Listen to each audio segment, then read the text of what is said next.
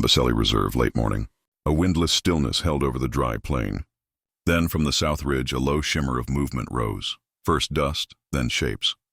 Dark bodies, slow and wide, moving with the weight of memory. A herd of elephants, at least 15 strong, crossed the sunlit ridge with no urgency, their shadows stretched long across the cracked soil.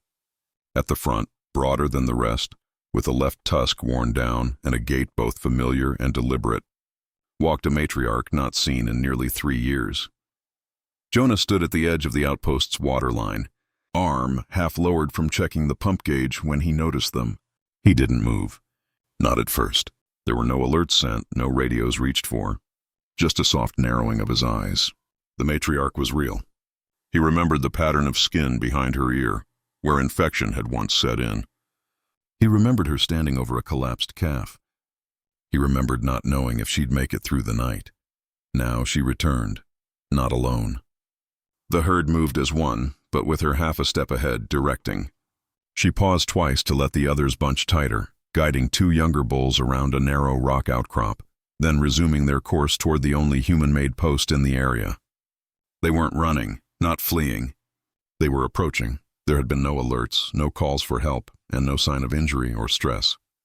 The herd looked healthy. Their ears flapped slowly. No foam at the mouth, no signs of dehydration. The calves stayed close, not skittish, not restless, but they were coming directly toward Jonah's outpost, and that alone made his breath catch. He counted the adults, then the calves, then looked again at the matriarch. She looked back. He stepped down from the platform, slow, boots pressing into the loose soil. The air carried the faint smell of warm dust and the older scent of dung. 2 miners shrieked overhead, ignored by both man and elephant. He didn't call to her, didn't raise a hand. There was no need to test what kind of visit this was. She kept walking. A young female flared her ears slightly when a loose tarp flapped behind the water tank, but no one stopped. They closed the gap, silent but steady, until the herd stood just 20 meters from the outpost gate. Jonah remained outside the line. No fence between them. No gesture to intervene. He knew enough not to speak first. The matriarch's trunk lifted slightly. Not high, not a warning. Just a low arc across the dust, then a brush of her own tusk. Jonah didn't move. If she'd come for water, she'd walk to it. If she'd come for help, something would be limping. But nothing was. She stood still. Not staring, not threatening, but looking. It was the same way she'd watched him the night her calf had stopped breathing, back when silence had meant trust, not hesitation. Jonah's chest tightened. If she leaves, she's just passing. But if she stays, something's changed. The wind shifted slightly. A calf sneezed. Another one pressed its side into the shade of its mother. But the matriarch didn't shift her weight. Her eyes stayed level, calm, and fixed on the only human in sight. Jonah whispered, barely audible. "It's really you." She blinked once, then stepped forward. Just one step. No sound followed, only the soft sigh of dust beneath her front foot. It wasn't a warning. It wasn't fear. It was something else, and whatever it was, she had brought the whole herd to share it. She did not move for nearly a minute. Dust floated between them, warm and fine, collecting in the creases beneath her eye.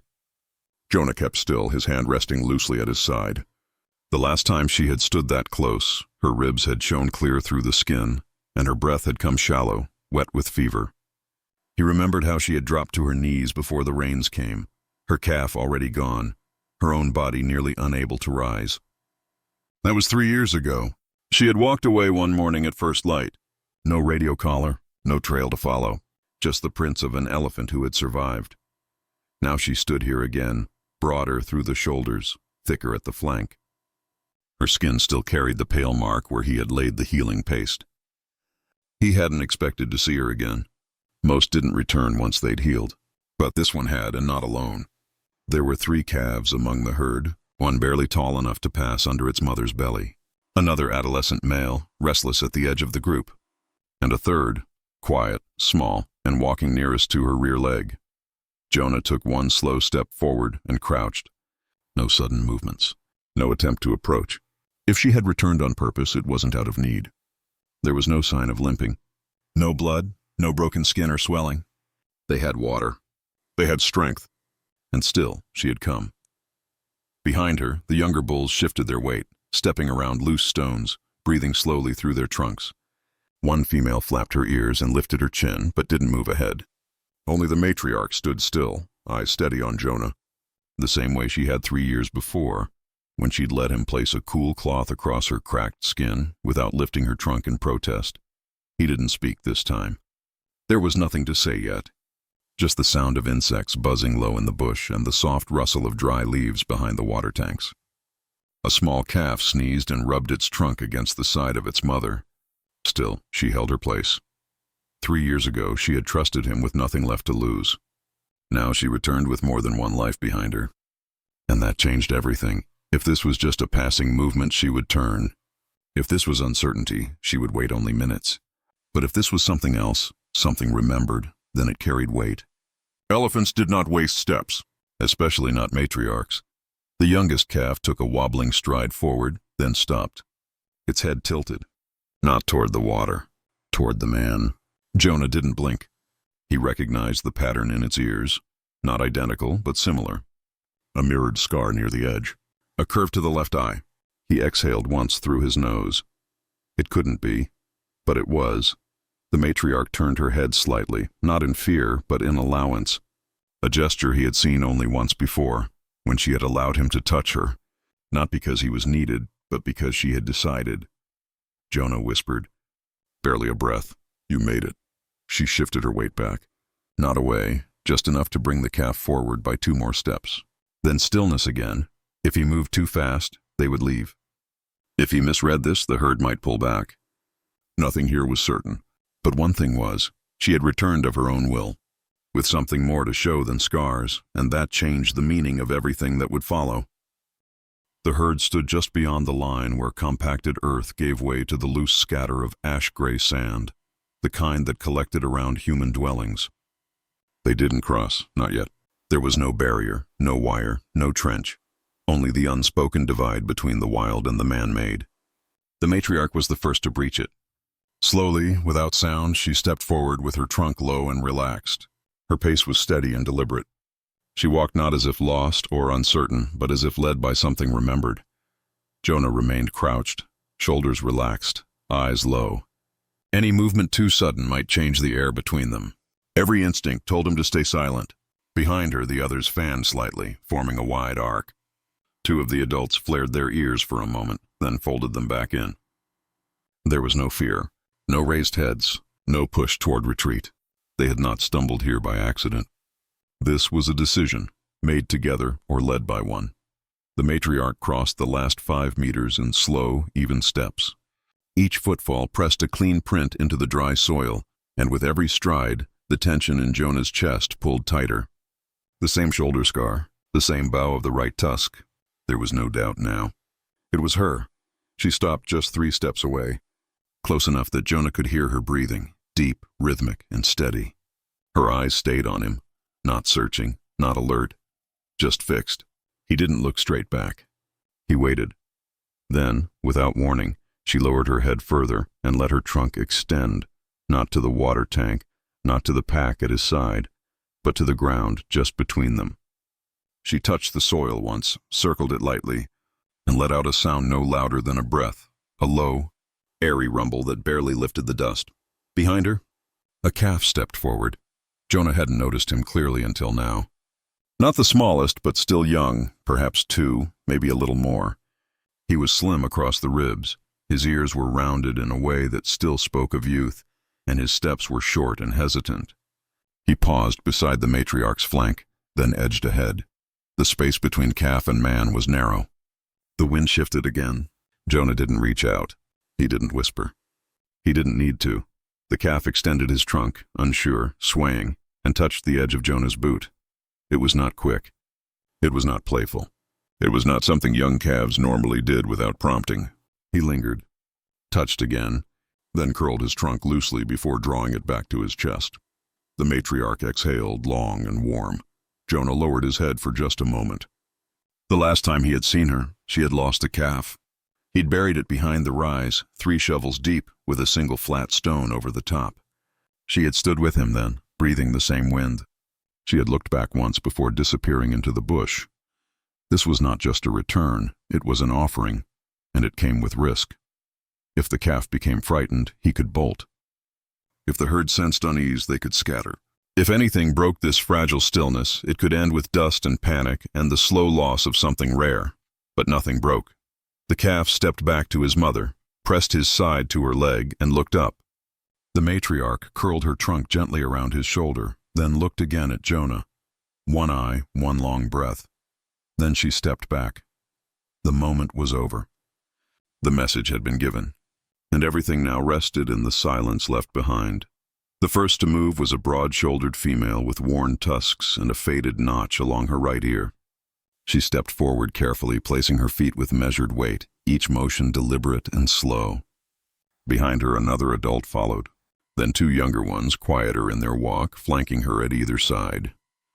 None made a sound beyond the soft rustle of grass and the low sigh of dust lifting beneath their weight. The matriarch didn't look back to summon them. She didn't need to. Her lead was enough. Jonah remained where he was, unmoving, silent, his breathing shallow. He had taken no more than 3 steps since the calf had touched his boot, and now the space around him began to shift. The herd didn't rush. They advanced in pairs and singles, each pausing for a moment before closing in again. They formed no wall, no barrier. Instead, they widened slowly, folding in around the man like the arc of a tide turning inward. It was not a protective gesture. It was something older, something observed only in herds that had accepted presence without threat. One young female lifted her trunk toward the wind.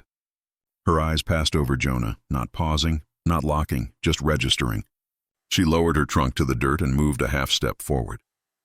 On the other side, a male just past adolescence swayed his head once and kept his distance. Not all came close, but none turned away. They moved in this way until the pattern became clear. Not random, not chaotic, but a slow crescent of presence, anchored by the matriarch at the front and completed by the soft tension of the others at the sides. No one behind him. No pressure. Just a circle drawn with intention, holding him gently at its center. Still, Jonah didn't speak. One calf, younger than the others, lingered at the rear. Its skin was smoother, its ears smaller, and its steps more uncertain. The matriarch turned her head just slightly in its direction. She didn't gesture, didn't urge, just looked. The calf hesitated, then moved. Its feet sank deeper in the loose earth, slipping slightly. Its trunk lifted toward its chest, then lowered again. The others watched, but none moved. The calf stepped forward once, paused, then twice more, until it stood only 2 meters from Jonah. Its breath was light and shallow. Its eyes blinked with the slowness of a creature still learning its place in the world. Then, as if pulled by something quieter than command, it crossed the last space and touched the side of Jonah's boot, not hard, not long, just a soft exploratory tap, then again.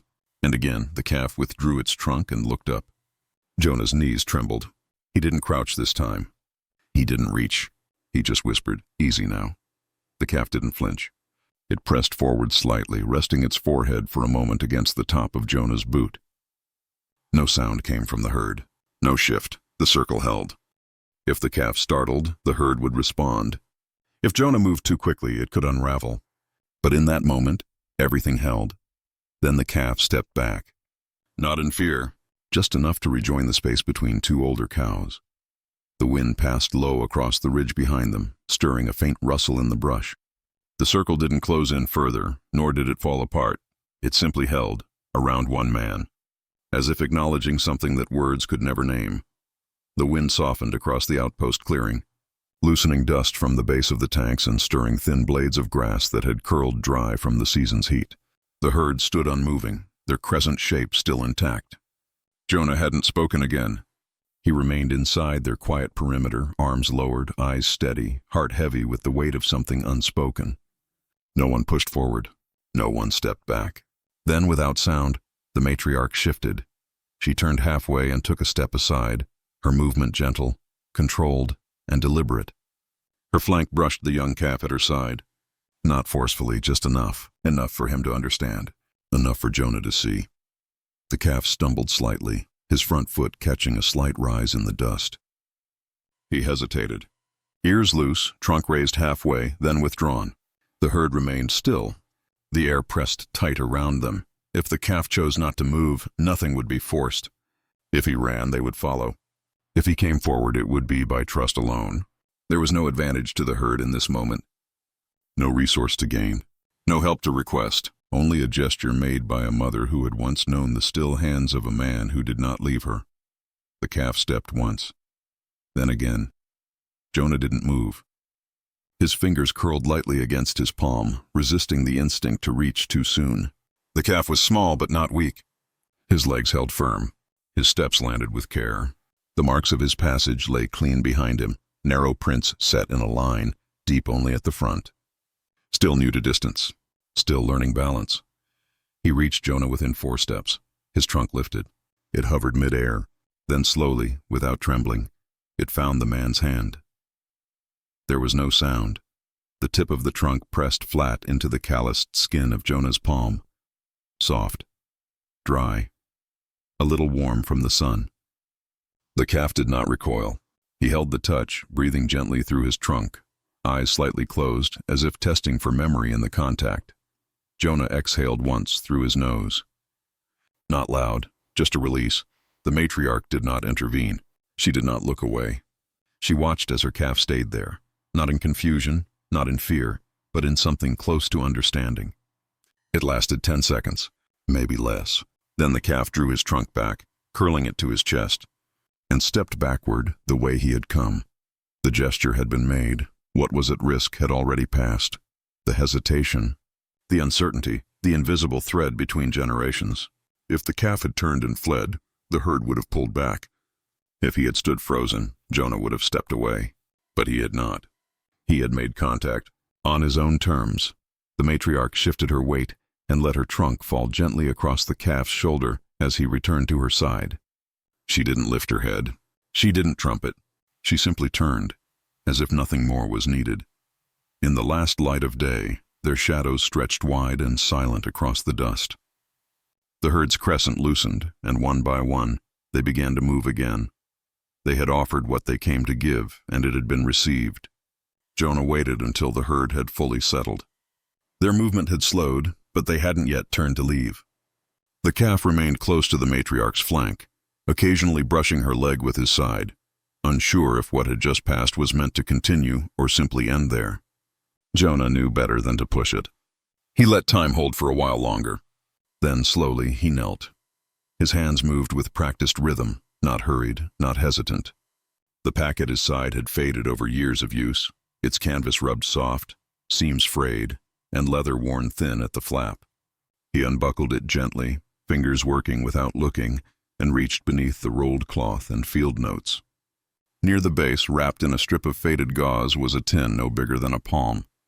The label had long worn off, but the scent still remained, strong, earthy, and sharp with crushed roots and pressed bark. 3 years ago, he had mixed it over a fire. Cooling water, ground marularin. Wild sage pounded with the flat of a stone. She had stood bleeding from her ribs, a wound left by something sharp, a branch maybe, or bone. He'd coated it slowly, layer by layer, and she had let him. Now he opened the tin again. The calf watched. Not with fear, not yet, but with stillness. The kind that could turn either way.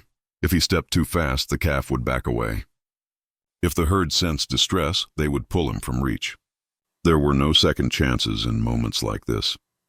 Jonah scooped a small amount of the balm with his fingers and rubbed it between his hands to warm it. Then, with his knees low and shoulders dropped, he inched forward. He did not speak. He did not reach. He waited. The calf stepped once, ears twitching, then held still. Jonah extended one hand, palm open. The scent drifted across the space between them. Not unfamiliar, not strong. Just remembered. The calf leaned slightly forward. Jonah moved the final distance, and with the gentlest pressure, placed his hand on the calf's brow. There was no resistance. No flinch. The skin was warm, the muscle beneath it tight, alert. Slowly, he rubbed the balm across the brow in a small circle just once. Then again. The oil left a dull sheen, catching the low sun. The calf let out a soft exhale through his trunk and dropped his head a fraction, letting the touch linger. Behind them, the matriarch shifted. Not forward, just slightly. Her eyes did not leave Jonah. She watched the motion of his hands, the way they did not force, did not command. A younger bull took 2 slow steps, then stopped. Another cow lowered her trunk to the dirt, curling it over a patch of dry grass. No one stirred beyond that. No signal of unease. The stillness was shared. Jonah placed both hands flat against the calf's temples for a final second, then pulled away. If the calf had tensed, he would have stopped. If the matriarch had called, he would have moved back. But neither happened. The balm soaked slowly into the skin, leaving no mark but scent. The moment passed quietly. Jonah wiped his hands on a folded cloth and returned the tin to the pack, sealing it without sound. The herd remained as they were, not frozen, not entranced, just aware. Present, they remembered, or if not the scent, then the rhythm. The feel of careful hands that once knelt in the same dirt. The echo of care given when nothing was owed. The wind began to shift. It carried the dry rustle of nearby trees and the faint clatter of insects returning to the brush. The calf blinked slowly and turned to rejoin the matriarch. She touched his back with her trunk, a firm, grounding gesture. Then lifted her gaze again, not to signal, not to ask, only to witness, and in that still silence, the last light began to fall, brushing softly across Jonah's shoulders as the circle slowly, gently, began to open. The air had cooled by the time the last balm-soaked cloth was folded away. The wind had changed direction, drifting in from the west now, soft and steady, carrying with it the faint smell of dry reeds and old water from the seasonal channels beyond the hill. A quiet stillness had settled over the outpost clearing, not a hush of waiting but one of completion. There were no signs of urgency, no sign of danger, just the slow release of a moment held too long. Jonah stayed where he was, seated low to the earth, watching as the matriarch shifted her weight back onto her left side. Her joints moved stiffly at first, age or memory he couldn't tell, but the motion was sure. She turned her head toward the east, toward the open plain. Then slowly, without call or signal, she began to walk. Her stride was slow, not from pain but from gravity. Purpose settled in her steps like water finds the deepest place. Behind her, the others began to stir, the wide-shouldered female, the adolescent bull, and the one with the bent tail. No one rushed. No one scattered. They fell into place the way herds do when no words are needed. It was time. The calf waited. He stood just at the edge of the print circle they had formed, trunk curled lightly inward, ears shifting gently in the breeze. He did not call. He did not cry. He only watched her go. For a moment Jonah thought he might stay. But calves do not stray far without cause. They do not test distance until they know how to return. The herd had begun to move in a slow arc toward the tree line beyond the southern knoll, where the grasses grew longer and the shadows softened under tall acacias. The calf turned toward Jonah once more. One long look. Not confused, not begging, just still. Then he ran, not in fear, not away, just forward. He caught up between the legs of the second row, his small body weaving easily among theirs. His stride bounced with youth, but his course was clear. The matriarch never paused. Her pace didn't change. But as the calf joined the line, she let her trunk fall back once, just behind her, and brushed his side lightly as he passed. A touch that was both confirmation and instruction. Jonah stood, slowly, carefully. Dust clung to his knees. His pack hung loosely over one shoulder. He didn't follow them. He didn't call out. His part had ended, though it hadn't been asked for. It had been given. The golden grass ahead of them parted as the herd moved into it, tall and dry and swaying with the late wind. They were nearly swallowed by it. Just the tops of their backs remained, bobbing slightly with each step, like stones crossing a river. Then she stopped. The matriarch, already halfway into the tall brush, turned her head. Only her. Her body stayed pointed forward, but her eyes shifted back. Long enough to find him, not searching, just returning a moment. The wind caught the dust behind her feet. Her ears stilled. Her gaze held, then she turned again. No trumpet followed. No gesture. She walked forward. The calf beside her, steady now, didn't look back. They disappeared into the golden grass, one after the other, their shapes swallowed by light. The wind flattened the reeds behind them, then let them rise again. In minutes, there was only motion. Only the hush of grass moving with the weight that once passed through it. Jonah stood until the last blade settled, until the prints blurred, until the world around him made no sound but its own. and then he turned toward the gate, quietly closing the pack at his side. The air was cooler than expected for morning. A thin veil of cloud stretched low over the sky, softening the sun and casting a pale hue across the plain. Dust clung to the outpost's metal gate, unmoved since the evening before. The clearing was quiet. No voices, no footsteps. Just the steady hum of insects returning to their rhythm after the visit that had unsettled none but moved everything. Jonah stepped out before first light, boots trailing a familiar path toward the waterline. He didn't carry tools. No pack, no clipboard. Just a tin cup and the weight of something unfinished. The night had not brought rest. Not the kind that sinks into the body. His limbs had been still, but his thoughts had walked the plains beside them. He paused by the western post, the one where the matriarch had first turned to him. The soil was dry now, a thin crust broken only by a light breeze and old prints. He crouched without thinking, scanning the edges where the herd had stood. Most of the marks had faded. Their passage was clean, no trampling, no scattered signs of confusion. Just ordered impressions that softened overnight, with the wind carrying the top layer of dust back into place. But near the base of the post, where the shade held a little longer and the soil kept its moisture, there was one print that had not disappeared. It was smaller than the matriarch's. That much was certain. But it was too large, too deep, and too distinctly shaped to belong to the calf that had pressed his trunk into Jonah's hand. It was set apart from the others, not part of the herd's turn, not buried beneath overlapping tracks. It faced inward. Toward the gate, Jonah ran his hand just beside it, fingers hovering close without touching. The front edge had been planted with care. The rear pad had compressed deep into the soil, as if the animal had stood still there for more than a moment. It didn't belong to anyone he'd seen. The print told a simple story. One elephant, younger than the matriarch, heavier than the calf, alone at least in that step, and close, closer than the others had come. He looked up toward the slope where the herd had vanished the evening before. The brush still swayed, shaped by the memory of movement. But no sounds rose from the trees now.